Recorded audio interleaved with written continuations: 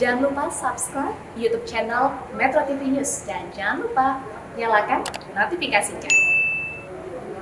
Pemirsa, Bahar bin Smith hari ini dijadwalkan akan melakukan pemeriksaan terkait dugaan kasus ujaran kebencian di Polda Jawa Barat, Kota Bandung. Ya, hingga saat ini saksi yang telah diperiksa menjadi 50 orang dengan 6 buah barang bukti. Dan saat ini kita sudah bersama dengan Andromeda Rizal langsung dari Polda Jawa Barat. Selamat pagi, Andro. Andro, bagaimana terkait dengan ceramah Bahar bin Smith yang diduga mengandung ujaran kebencian? Ini bagaimana update terkini dari penyidikan yang dilakukan oleh Polda Jawa Barat dan status Bahar Smith sendiri saat ini seperti apa?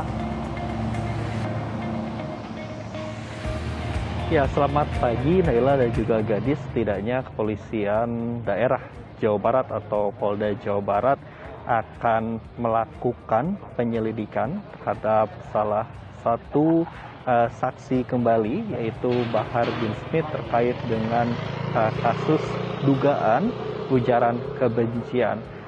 Dijadwalkan memang tepatnya di Direktorat Reserse Kriminal Umum ini akan dihadirkan Bahar bin Smith, dijadwalkan pada pukul 9 waktu Indonesia bagian Barat. Selain itu juga Polda Jawa Barat sendiri pun berjanji terkait dengan kasus ini akan memberikan integritasnya, lalu terkait dengan profesional, akuntabilitas dan juga akuntabel terkait dengan dilakukan secara transparansi terkait dengan penyelidikan ini. Polda Jawa Barat pun juga akan menggunakan scientific crime investigation. Setidaknya hingga hari ini ada 50 orang saksi yang sudah diperiksa oleh Polda Jawa Barat, di mana 25 orang saksi ini merupakan anggota ataupun yang mendengarkan secara langsung ceramah Bahar bin Smith, tepatnya di Kabupaten Bandung. Selain itu juga kalau kita melihat ada 4 orang saksi terlapor dan juga 20 saksi ahli. Dan di hari ini pun juga Bahar bin Smith akan dilakukan penyelidikan, tepatnya di Direktorat Reserse Kriminal Umum. Memang terkait dengan kasus ini, sebelumnya kasus ini pun ditangani oleh Metro Jaya, kemudian dilimpahkan ke Polda Jawa Barat, karena memang lokasinya sendiri berada di kawasan Jawa Barat dan juga tepatnya di Kabupaten Bandung atau di wilayah Marga Asih.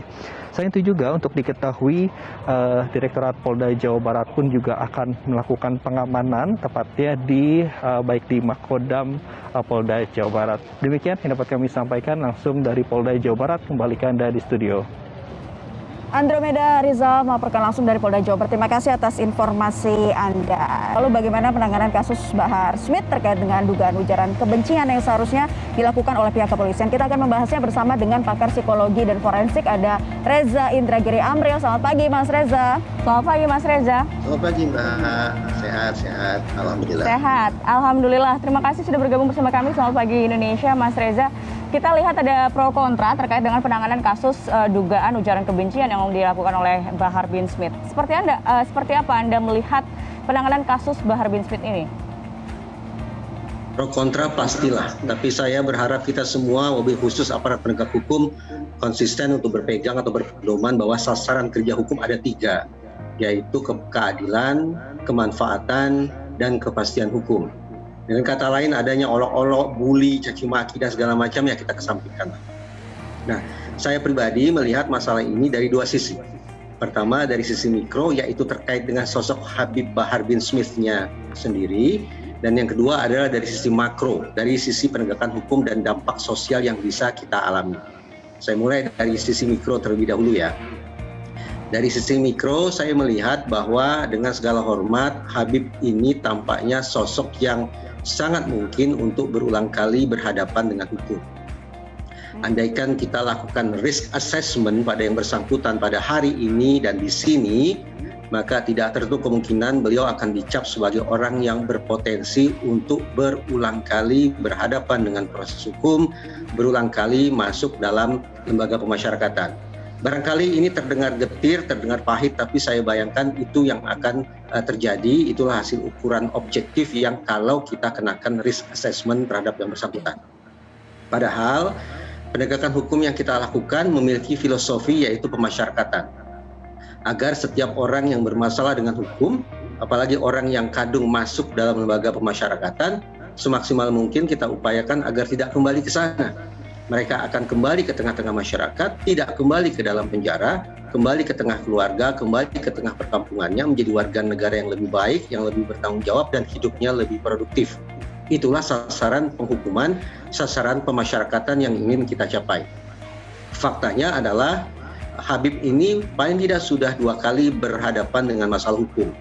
Masalah hukum yang ujungnya sama, yaitu memutuskan beliau bersalah dan dikirim kembali ke lembaga pemasyarakatan. Kalau kita jujur, maka kita akan katakan apa boleh buat. Tampaknya program rehabilitasi plus program reintegrasi yang kita kenakan ke Habib tampaknya tidak mencapai tujuan atau sasaran yang kita harapkan. Dengan kata lain, dibutuhkan sebuah langkah koreksi yang barangkali cukup besar-besaran untuk memastikan bahwa proses penghukuman atau proses pemasyarakatan terhadap Habib khususnya bisa berlangsung secara lebih produktif, secara lebih efektif, secara lebih konstruktif lagi.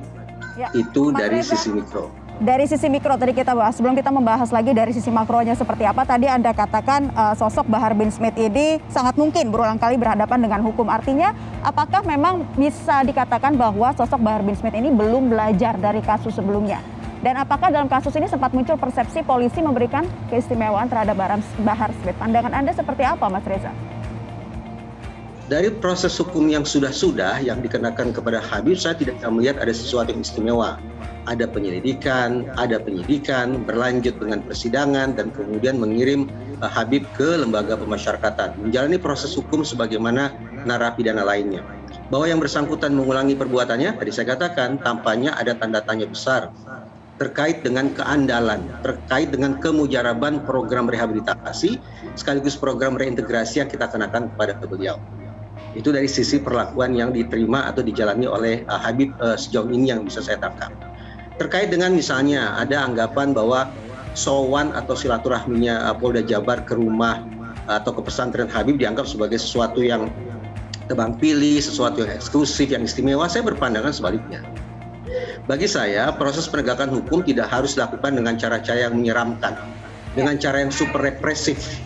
Asalkan otoritas penegakan hukum dalam hal ini adalah Polri, khususnya Polda Jabar, memiliki arah penegakan hukum yang definitif, arah penegakan hukum yang jelas, maka prosesnya bisa saja dilakukan dengan cara-cara yang anggaplah yang soft, dengan cara-cara yang lebih humanis, dengan cara-cara yang lebih mengedepankan sisi dari hati ke hati. Mari kita ingat bahwa Jenderal Listio Sigit ketika beliau menyampaikan ceramah atau paparannya di Fit and Proper Test DPR, beliau mengutarakan bahwa salah satu komitmen Polri ke depan di bawah kepemimpinan beliau adalah problem solving dan restoratif justice. Baik. Saya menafsirkan bahwa problem solving dan restoratif justice itu yang coba diterjemahkan dalam proses penegakan hukum yang sedang dilakukan oleh Polda Jabar. Dengan cara-cara yang lebih lunak, dengan cara-cara yang lebih santun, yang berharap adanya sikap kooperatif dari Habib sendiri. Baik, artinya apa yang dilakukan oleh Polda Jawa Barat ini adalah salah satu pengajuan dari restoratif justice yang dilakukan kepada atau penanganan kasus Bahar Smith. Lalu dalam situasi seperti ini tadi juga Mas Reza katakan bahwa akan penanganan ini melihat dampak mikro dan makro. Kalau kita lihat makronya seperti apa Mas Reza melihatnya? Baik, kita sekarang pindah dari dimensi mikro ke dimensi makro ya.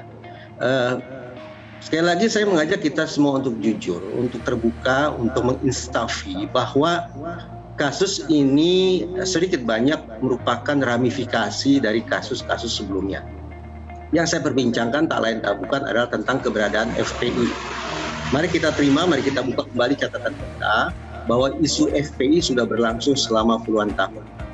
Bahkan pada waktu-waktu belakangan ini, otoritas penegakan hukum tampaknya mengedepankan cara-cara yang menurut saya represif, bahkan terkesan bertubi-tubi terhadap FPI dan ramifikasinya. Nah, pada saat yang sama, dari sisi kepastian hukum, tampaknya kita bisa melihat terang benderang bagaimana kerja otoritas penegakan hukum berakhir di persidangan, kemudian ada pemasyarakatan. Artinya, proses penegakan hukum terhadap pihak-pihak tersebut, termasuk Habib Bahar, sudah mencapai titik akhirnya. Itu dari sisi kepastian hukum. Tapi dari sisi kemanfaatan, menurut saya barangkali ada pihak yang tidak suka dengan perkataan saya ini. Dari sisi kemanfaatan, saya merasa bahwa situasi atau kehidupan sosial kita tidak menjadi lebih tenang daripada sebelumnya. Ya, jangan Ada sampai ketegangan, hal itu terjadi. ada Tentunya barangkali Mas Reza keterbelahan di dalam sana sini yang kehidupan kita berbangsa rasakan. dan bernegara harus tetap ada norma-norma yang terus dijaga untuk kemasyarakatan dan juga filosofi kemasyarakatan yang Anda katakan tadi. Terima kasih pakar psikologi forensik Reza Indragiri Amril. Mas Reza sudah bergabung di kesempatan Selamat Pagi Indonesia kali ini.